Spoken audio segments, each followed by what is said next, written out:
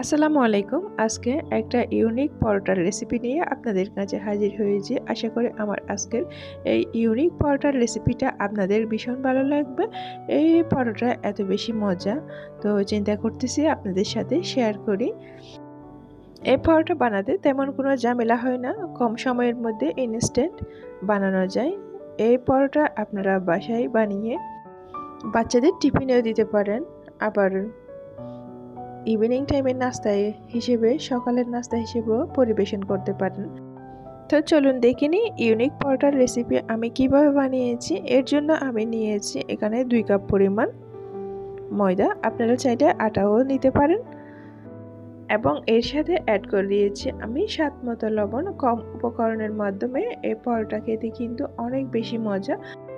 এখন এর সাথে অ্যাড করে দিচ্ছি 2 টেবিল স্পুন রান্নার তেল। আপনারা চাইলে ঘি, বাটার যে কোনো একটা গলিয়ে অ্যাড করতে পারেন। এখন আমি আলতো হাতে ভালো করে এটা একটু মেখে নিচ্ছি। ময়দা, লবণ, তেল যাতে একসাথে মিশে যায়। এখন এভাবে দলা পাকিয়ে আসলে বুঝতে হবে এটা পারফেক্ট হয়েছে। তো এখন আমি অল্প অল্প পানি দিয়ে একটা ডো রেডি করে নিচ্ছি। ডোটা বেশি শক্ত হতে পারবে না, আবার বেশি নরম হতে পারবে না, মিডিয়াম হতে হবে। এখন ডোটা রেডি হয়ে গেছে। ডোটাকে আমি আরও একটু ভালো করে মতে নিব। এখন মতে নেওয়া হয়ে গেছে। আমি একটা ছুরি দিয়ে এটা ভাগ করে নিচ্ছি। আমি যতটা পরোটা বানাবো ঠিক ততটা ভাগে আমি ডোটাকে ভাগ করে নিচ্ছি। এখানে আমি 5টা ভাগে ভাগ করে নিয়েছি। আপনারা যদি ফ্যামিলিতে মানুষ বেশি থাকেন তাহলে আরও একটু বাড়িয়ে নিতে পারেন। এখন আমি লেচিগুলাকে একটা একটা বলের আকার শেপ দিয়ে নিব। আপনারা নিশ্চয়ই দেখে বুঝতেছেন ডোয়ের যে ব্যাটারটা কনসিস্টেন্সি কেমন।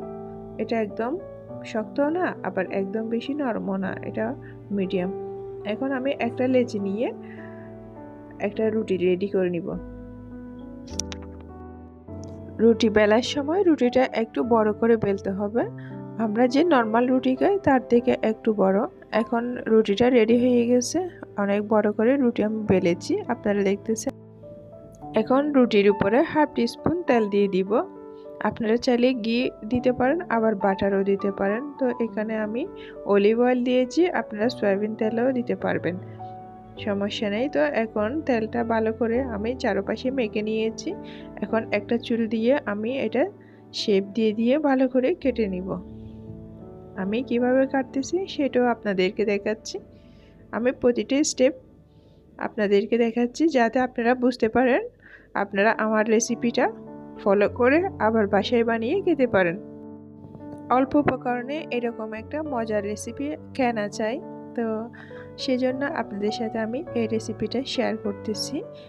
এখন ছুরি দিয়ে আমি ভালো করে পুরা রুটিটা কেটে নিয়েছি। আমি কীরকম করে কেটেছি সেটাও দেখতেছেন। এখন আমি রুটিটাকে এক সাইড থেকে এরকম করে হাত দিয়ে দিয়ে ঘুরিয়ে ঘুরিয়ে বটে নিব।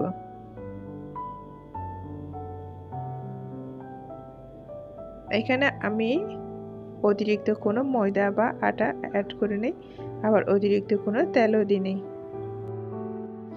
এমন একটি স্বাস্থ্যকর রেসিপি আপনারা বাসায় বানিয়ে বাচ্চাদের অবশ্যই টিফিনে দিতে পারেন। বাচ্চারা খুশি মতো খাবে। এটা কম উপকরণে বানালেও এটার টেস্ট কিন্তু অনেক বেশি, এটা খেতে কিন্তু অনেক বেশি মজা। আপনারা অবশ্যই একবার বাসায় বানিয়ে খাবেন। তো এখন আমি পরোটাটা কিভাবে বানিয়েছি সেটাও দেখতেছেন। এখন আমি ঘুরিয়ে ঘুরিয়ে এভাবে আপনাদের হাতে কলমে দেখাচ্ছি। এই যে আমার পরোটা রেডি হয়ে গেল। লাস্ট পর্যায়ে গিয়ে পরোটা সিল করার জন্য আমি পানি ব্যবহার করেছি। আপনারা চাইলে ওখানে ময়দা দিয়ে কর্নফ্লাওয়ার দিয়ে মিশ্রণ করে সেটাও অ্যাড করে দিতে পারেন। তো এখানে তার চেয়ে ভালো হয় একটু পানি অ্যাড করে দিলে এটা পারফেক্ট হয়। তো আমি আরও একটা পরোটা বানিয়ে আপনাদেরকে দেখাচ্ছি।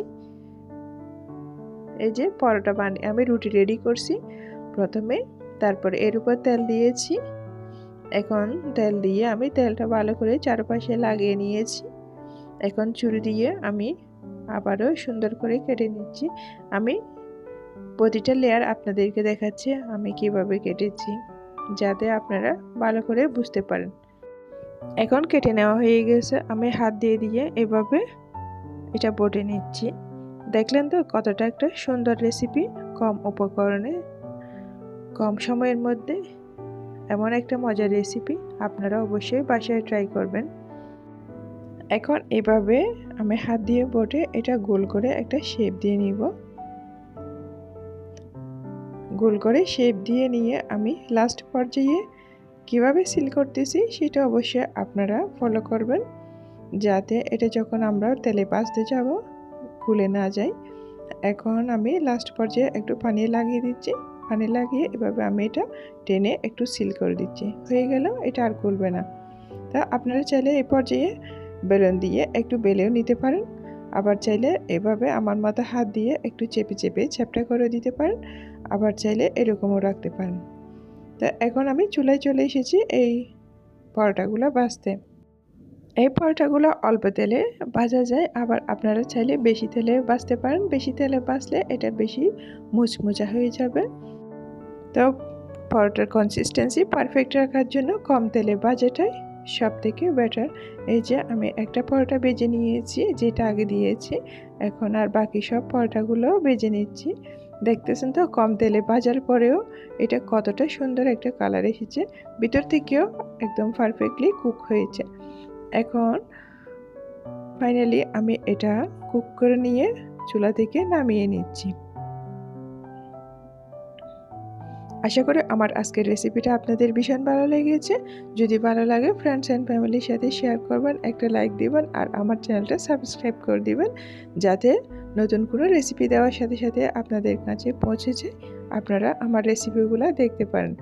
আর আমার রেসিপিগুলো দেখে আপনারা প্রতিটা স্টেপ ফলো করে অবশ্যই বাসায় বানিয়ে খাবেন। তো আমি পরোটাগুলো ভাজার পর কীরকম হয়েছে হাত দিয়ে ভেঙে চেপে চেপে আপনাদেরকে দেখাচ্ছি। এই যে একদম খুলে খুলে আসতেছে। এটা কিন্তু খেতে অনেক বেশি টেস্টি, অনেক বেশি মজা। যে আমরা দোকান থেকে কিনে খাই সেগুলোকে হার মানাবে।